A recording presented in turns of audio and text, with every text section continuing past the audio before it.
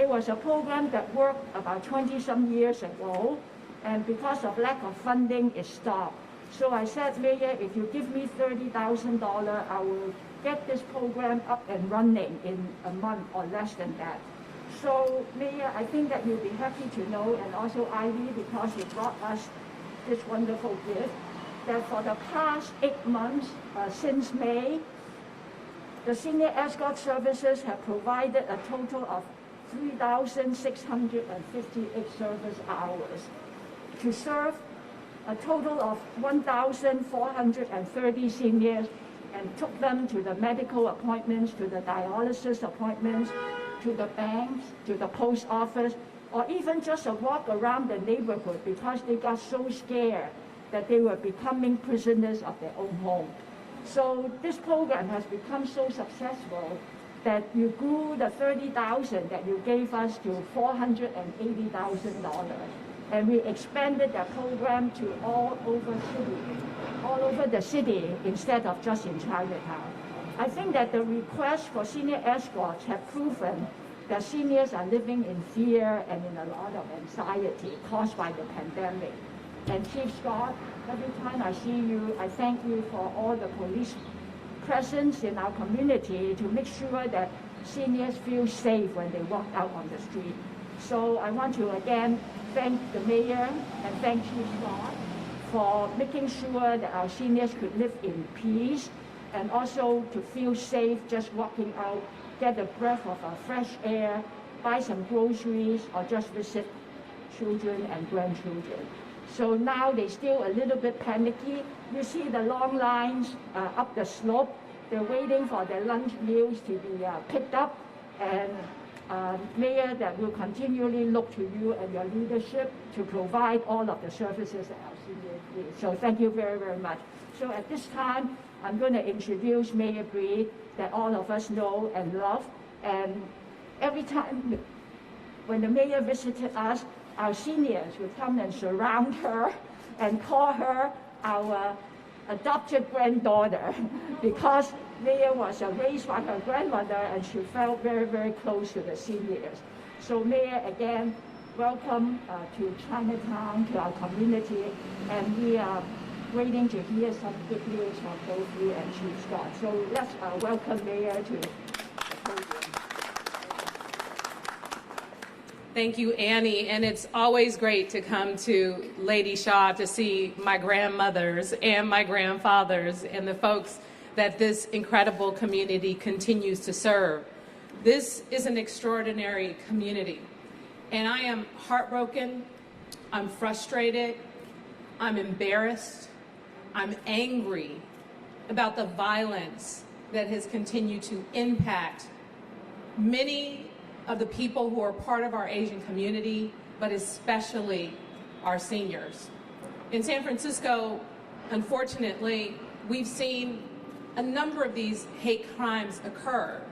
We've seen them happen towards the LGBTQ community. We've seen the Jewish community be targeted. We've seen our Arab community and others, our Muslims. And when we think about the kind of place that San Francisco has been, a compassionate, welcoming city that prides itself on our diversity, we have no choice but to make sure that when something happens to anyone in this city, because of who they are, because of what language they speak, or because of who they love, we have to make sure that people understand that we will not tolerate it. And when a crime is committed and those lines are crossed, we will do everything we can to make those arrests, to hold perpetrators accountable. And although a number of communities have been impacted with hate crimes in San Francisco, none more than the AAPI community. In fact, in 2021, a number of 8 reported hate crimes towards members of the AAPI community. In 2020, am I getting my dates mixed up? It's 2022. So 2020 was 8, 2021, 9. And this year, okay, well, this is 22. We're 23 now? I'm getting confused. I feel like I'm having a senior moment right now. But the fact is, we've seen hate crimes, and Chief Scott will talk more specifically about the dates so you can have the correct data. But we've seen the number last year go up to 60. That's a 567% increase in the number of hate crimes towards people in the API community. Now think about it. That's only the people who are actually reporting the crimes. I know that there are a number of people who are not reporting those crimes. And today, as we talk about the statistics and the challenges that are happening, we want to make sure people feel safe. We want to make sure they feel comfortable with reporting. We are aggressively in the process of doing recruitment with the police department. We're doing everything we can as the department has a number of people who are absent because of COVID to fill those officers with overtime so that we can make sure these communities are protected like we promised. Annie Chung and the work that she does with self-help for the elderly is continuing the senior escort program so that seniors have someone that they can trust, that can take them on runs for their errands so that they feel safe. Sarah Wan with Community Youth Center.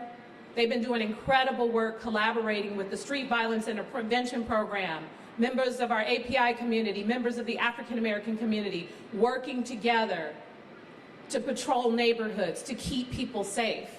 We've made an unprecedented investment in this community because of the significance of what is happening to this community as it relates to hate crimes more than any other community in this city. So when something happens to one of us, we have to be about the business of protecting them and protecting all of us. How it impacts not just the reputation of our city, but how people feel in this city, the people who live and work here and walk down the streets. When I was growing up in some of the most challenging of circumstances in San Francisco, it would have broken my heart to have my grandmother be attacked in the way that we see so many of our seniors in the API community being attacked. But that did not happen because as a community, we protected one another.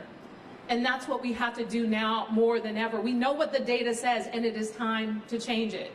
It is time to change it with the number of investments we make in nonprofit agencies that help support our seniors in this community. And it is time to change it with the number of investments that we must make in the police department, in our ambassadors programs, and other things that will continue to make sure that in this year, 2022, that those numbers decline just as significantly as they rose. And with that, I want to introduce Dr. Grant, I forget which press conference I'm in, our police chief, Bill Scott, to talk more about the data and what's been going on with the police department. And just, I want to commend them for the number of arrests that they have made in many of these cases to try and hold the perpetrators of these violent attacks accountable. Ladies and gentlemen, Chief Scott. Thank you, Mayor, and good morning, everybody. First of all, I want to say thanks again to Mayor Breed for her leadership. 2020 and 2021 have both been incredibly challenging years. And I'm going to get into the statistics in a second, but I just want to say, let's start out 2022, number one, with hope, and number two, let's take our city back. This is our year to do just that. So let me start by greeting everybody, AAPI Choi. And as I stand here and Annie and I were just reminiscing when I first came to San Francisco as the chief of police over 5 years ago now, and I finally remember my first Lunar New Year celebration with you all back in 2017, and it's an honor to be doing this for the 6th time as we ring in and celebrate the Year of the Tiger. As the mayor said, 2021 was quite a challenging year in terms of AAPI, Asian American Pacific Islander hate crimes, and today we have released our preliminary hate crime statistics for the year 2021. I'm going to highlight a few things for you that are very disturbing and very concerning, and things that we have to turn around. We, the San Francisco Police Department, we, the people of San Francisco, we as a community, we have to turn that around. And it may not come as a surprise to many of you that we saw more hate crimes against our AAPI communities in San Francisco here last year, significantly more than we did the year before. And we started seeing a turnaround in 2020 when we first got into the global pandemic, and things were really, really bad. But in 2021, it became worse in terms of our statistics and how they increased, as the mayor said, about 500%. We saw more than a 6-fold increase in Asian hate crimes in our city, in San Francisco. And we had 8 in 2019, we had 9 in 2020, and we had 60 in 2021. That is significant, that is concerning, and that is alarming. I want to highlight a couple of things that we have done, we the police department, and we have done these things with the help of many members in our community, including many of our community leaders that are standing here with me today, and I'll introduce them in a second.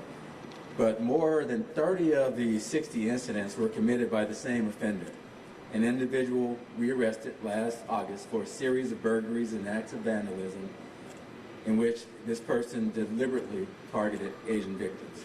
31 of the 60 crimes by one person. After a successful investigation by our Terraville neighborhood team, also known as TNT, we arrested this individual in August, and he was charged with burglary, vandalism, multiple counts, 31 counts, and they all included hate crime enhancements. In addition to that, our investigators and members of the San Francisco Police Department fought to bring others to justice too, and I'm going to rattle off a few of these. In March, we investigated and charged a Tenderloin suspect for multiple burglaries and criminal threats with 3 hate crime enhancements. This person, too, was targeting Asian victims. When the person was arrested, he was already on probation for a 2018 vandalism crime in which he yelled racial epithets in that particular crime. In May, our Tenderloin officers moved quickly to search for a brutally violent criminal who stabbed 2 Asian seniors at a bus stop on Market Street. That case got a lot of publicity, was a bad look for our city, and the good news is that our officers located him, made the arrest, and hate crime enhancements were added to those charges as well. In September, an investigation by our robbery detail linked an individual to a series of robberies in the Bayview and Ingleside districts, all targeting Asian females. We made that arrest and charged 7 different counts, and they all included hate crime enhancements. I bring those to your attention, and just to highlight what the mayor said a minute ago, the members of this department are out there to work with the community, for the community, to bring these people to justice. And if anybody thinks that San Francisco is an easy place to come in and terrorize our Asian communities, you're sadly mistaken. And you will be held accountable, you will be arrested, and you will be charged. Please know that this department works tirelessly to bring those to justice who hurt, particularly our elderly Asian community. We want to keep our most vulnerable people safe in our community, and we're committed to holding people accountable when they commit these types of heinous acts. But to do that, we truly need everybody's help. That's why in June we expanded our SFPD hate crime tip line to 9 languages. Our police commissioner, or one of our police commissioners, Larry Yee, and Chair Dennis Wu and other community leaders were instrumental in this effort. Witnesses today have come forward and they're urged to call 911 whenever they either witness or become victim to these types of acts. And even in the non-emergency situations where the facts don't necessarily amount to a crime, we still need you to call in and report it. And the reason being, it may help a future case if the individual who's committing those types of acts later commits a hate crime. That may help the case. So we still need you to call. You can call the multilingual tip line at 415-558-5588. You can press 1 for Cantonese, 2 for Mandarin, 3 for Spanish, 4 for Tagalog, 5 for Russian, 6 for Vietnamese, 7 for Korean, 8 for Japanese, and 9 for Thai. Lastly, I want to talk about what we are doing moving forward, and some of what the mayor spoke about earlier, some of our initiatives in 2020, 2021, we believe are paying off. More community engagement, better response, better ability to communicate when you are a victim of a crime, but more importantly, some of the people standing behind me, Sarah Wan, Annie Chong, and many others, have really reached out to support the Asian community during these difficult times. Today we're going to unveil our Stop Asian Hate poster that will be at every SFPD station across the city. We're going to start it out in our central district, Chinatown, and there are many, many community members that partnered with the design of this poster. And I want to thank Commissioner Larry Yee again. I want to thank Sarah Wan again. I want to thank many others who gave their input and feedback, because we want the message to be loud and clear to everyone that we won't tolerate it. We're going to do something about it if it does happen, and we're going to do everything we can to prevent it from happening, and we're going to do it as a community. So as I close, and before I introduce the next speaker, I want to give you some tips for safety for the Lunar New Year. First, please be aware when strangers ask for money or jewelry. We've seen people taken advantage of just because they're nice people. And strangers come up and talk to them and try to befriend them, and the next thing you know, they're being robbed for their money or their jewelry. Do not follow strangers anywhere. A lot of the scams that we see, particularly against our elderly, are people who take advantage of the good-hearted nature of many people in our city. If you don't know the person, don't follow them, don't go with them, don't give them your money, don't do anything that's going to help them victimize you. Don't bring strangers into your home. Do not bring a stranger with you when you are withdrawing money or taking out valuables either from your bank or wherever it is that you secure those values. Anytime you withdraw large sums of money or valuable, discuss it with your family first, make a plan so they know where you are, know where you're going, and it's always good to have somebody with you. Get your yellow whistles. Our community members distributed yellow whistles throughout the year, and when you bring attention to a situation as it's occurring, or if you believe it's occurring, people look, they listen, they pay attention, and that's how we get information that we need to solve crime when people victimize others. So, blow the whistle. Bring attention to the situation, but if you do that, please do it safely and be prudent about your own safety. And now, with that, I'd like to introduce Sarah Wan to speak next. But before Sarah comes up to the mic, I want to say a little bit about the Community Youth Center and all the work that Sarah does. Part of our outreach through our community engagement and our community liaison unit, we try to outreach to victims when they are victims of crime to make sure they have the support that they need. And we do what we can as a police department to support them, but many of our community groups, particularly CYC, the Community Youth Center, really does an amazing and outstanding job with supporting people who are victims of crime. And through Sarah's leadership and others at CYC, we have provided that safety net for our victims and their families, so when they do suffer these heinous crimes, they have support. And I can't emphasize enough how important that is to work as a community to support people who are victims to that crime. So I want to thank Sarah and CYC for their work, and now introduce you to Ms. Sarah Wan. Thank you. Good morning. Thank you, Chief, and thank you, Mayor. I remember last year around March when we were in the middle of the search of the anti-Asian hate crime. We received a call and asked that how can we really work together. And with the great support, especially from Ivy and also James, we immediately started to extend the street violence intervention program into a multicultural team, including especially our Asian Pacific Islander representative. And we were actually literally building the plane while it's flying. And as of today, we're really glad that we were able to develop a multilingual, multi-language, and multicultural team that including members could speak Cantonese, Mandarin, Vietnamese, Tagalog, Thai, and Cambodian, and reach out to all the high Asian concentration neighborhoods in San Francisco. On a weekly basis, we stop by the whole Chinatown, Tenderloin area, San Bruno Avenue, Leland Avenue, Clement Street, and also in other areas in San Francisco, including Sunset and Excelsior. And we were able to do it because of really the collaboration with different community partners and also the city departments, especially including the San Francisco Police Department, as well as also the District Attorney's Office, the Victim Support Unit. From last year, since March, we have served a total of 70 victims so far who are victims of crime. A lot of them were being a victim of burglary, of assault, unprovoked assault, also as well as armed robbery, and all the other type of crimes.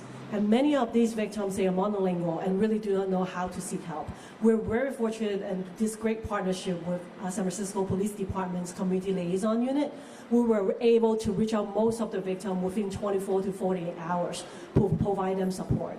And we're very lucky to also have strong community partners like Self Help for the Elderly with Annie.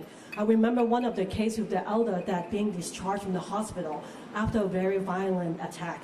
We do not know what to do, how to support the elders when she's returning home without any care. So with any support, we were immediately able to identify a caregiver that can provide in-home services to this elder during this recovery phase. And we would not be able to do it without the support from the community, from the city department to make that happen. So from here, I really want to thank them. But think about it.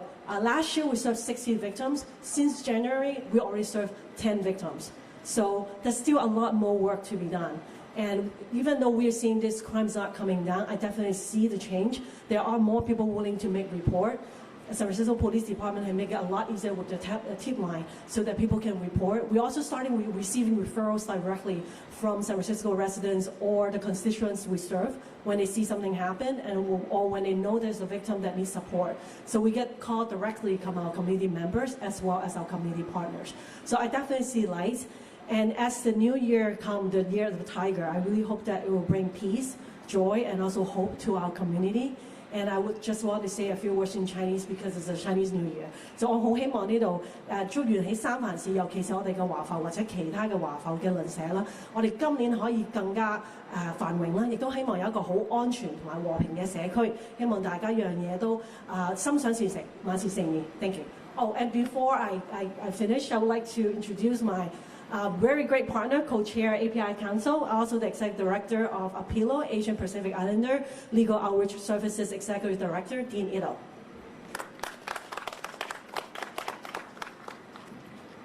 Thank you, Sarah. Thank you, Milgreed. Thank you, Chief Scott. You know, we often like to remind the mayor, and she doesn't really need reminding, that she represents the heart of Asian America.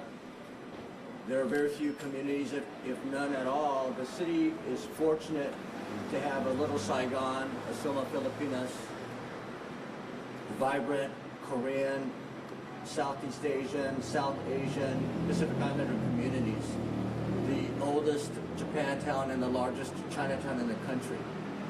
And we have to take responsibility for preventing the hate and the anti-Asian violence that we've been continuing to see.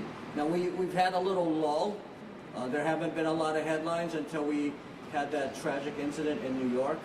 But we want to be vigilant to prevent that type of violence from continuing, especially in the Bay Area, which is so essential to the API community. We really want to appreciate the mayor's efforts to provide emergency funding to address the surge in violence over the past couple of years, and we really appreciate the continuing efforts on the part of the mayor and the city the police department to address these incidents on a daily basis. Now, you may not see the headlines with incidents of violence or victims, but Sarah, Annie, and I see these incidents every day. When we're out in the community, I go to banks and the tellers tell me about the hostility from customers, still blaming them for COVID. We go to restaurants where just to take out, you have to go through a locked door because the restaurant workers are afraid to keep their restaurants open for fear of violence. The customers are afraid to come to our cultural corridors because they're afraid of violence. Not that they're necessarily anti-Asian, but they don't want to be seen or alone as a customer in a Chinatown or a Japantown because of that fear. So this is impacting us across the board, all segments of our community. I'm here today to talk a little bit about the efforts of Japantown and the Western Addition and the Tenderloin. With the mayor's help, emergency services have been formed and implemented to address the multiple concerns of both victims, but also people that are afraid to be victims. They are afraid of being victimized by this type of violence. So those services have included escort services, as Annie has described, but equally important educational services to inform our communities about the possibilities of violence, but also to work together with other communities in the Western Addition, for example.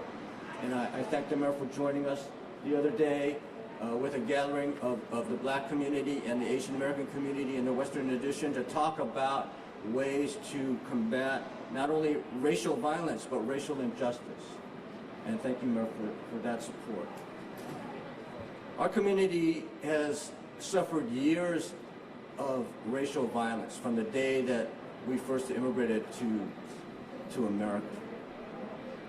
But we will not be silent as we still undergo this racial violence, and we have to advocate for change. And I'm talking about our API community. But this is not an API community problem. This is America's problem.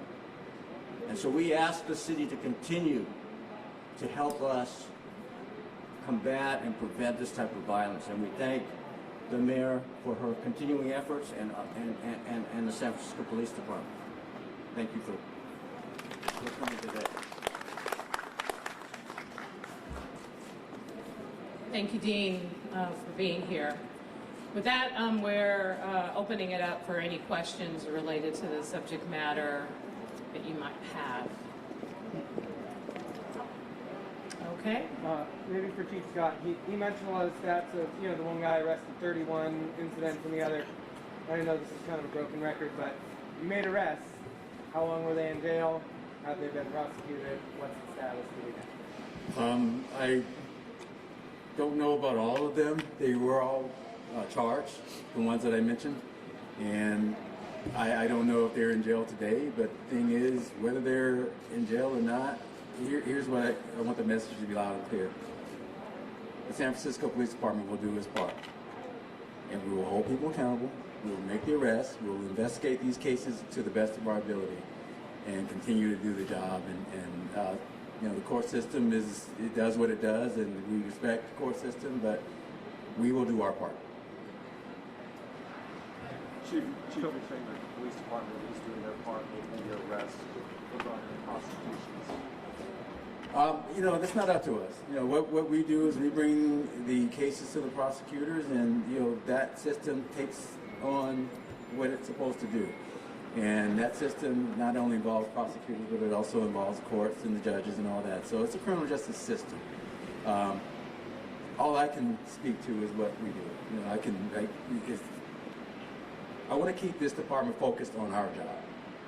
And if we do that well, then the rest of the parts of this system have a better chance of better outcomes, or outcomes that we want to see in terms of people being held accountable. Chief, you do see the process, and so over the last few years, 2020 to 2021, you see the process from the arrest to prosecution. So have they also made some steps as well? Again, we're going to focus on what we do. Some of the outcomes are what we would hope, some of them are not. And we really we, the police department, needs to focus our energy on doing the best job that we can. And we don't always get it perfect either. But that's why we need to focus on us, and that's what we're going to continue to do. A couple of things, if I may. Just about this year, are you planning on having increased police presence in Chinatown around the Lunar New Year celebrations? What are you doing for this coming year's protection? Yeah, definitely. So our captain at Central District, Captain Julian Ng, he's done a really good job with footbeat deployment. It's much more robust than it was only a couple years ago. And as the mayor mentioned, we're having some challenges with COVID and this latest surge of COVID. A lot of our officers have been off sick, but we're going to continue to make it happen. We make the adjustments. You will see officers deployed and more officers deployed in Chinatown as well as other areas of the city. And we have to make adjustments constantly to make that happen, and we'll continue to do that. We've gotten support from the mayor on overtime, and it's keeping us afloat, to be quite honest with you. And I thank the mayor and others who have made that happen. But we need to do whatever we need to do to keep our city safe, and that's the bottom line. And I want to say that again. We need to do whatever we need to do to keep our city safe, because these things just don't happen. They don't happen without the support of the mayor. They don't happen without the overtime. They don't happen without the staffing. You got to have the people to do the job. So we've thankfully been in a position where at least we have the overtime funding to shore up some of our losses, some of our retirements, some of the dealing with this COVID, this latest surge that has had a lot of officers off work.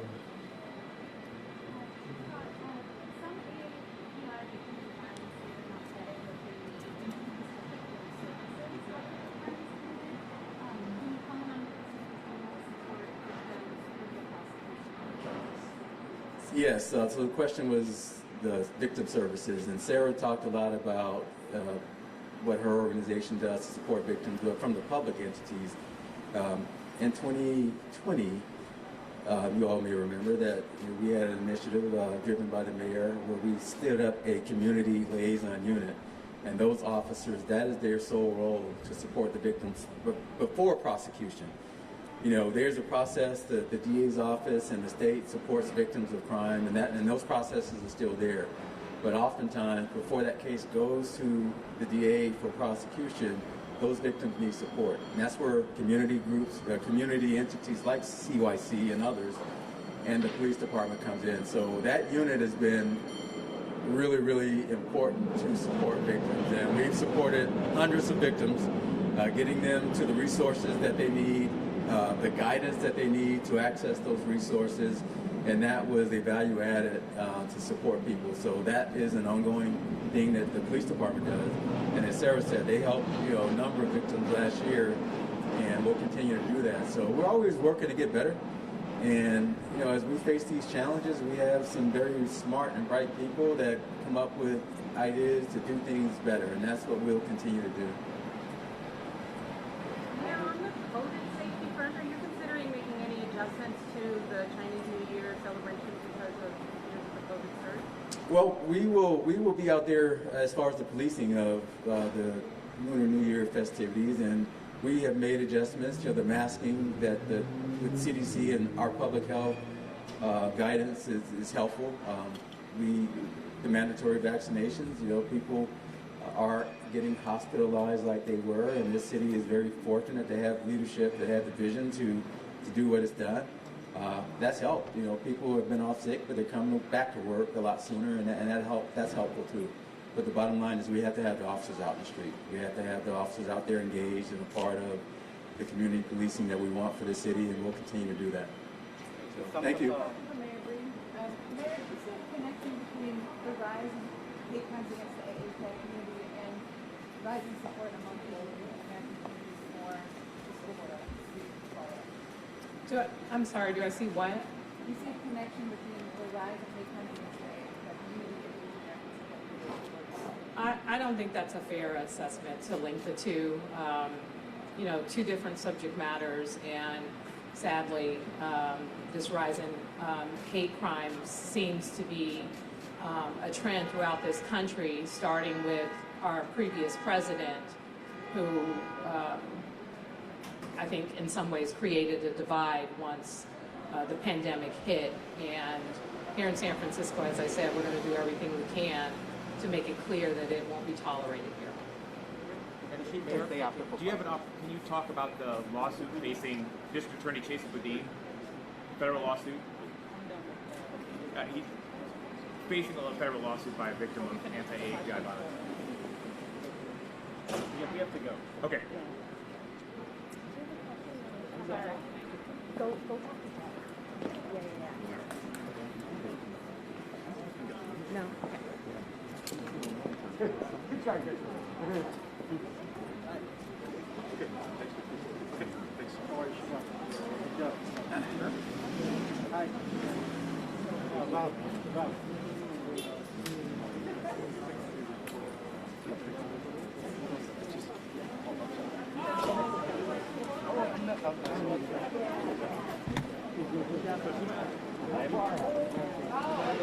My executive,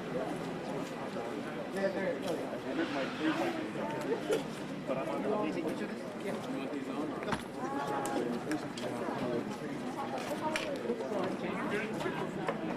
So, Mark, does that mean we're discriminating some of these higher profile people? So you know, keep in touch. So let me know. See the card? Sure. Okay, it's so hard to comment.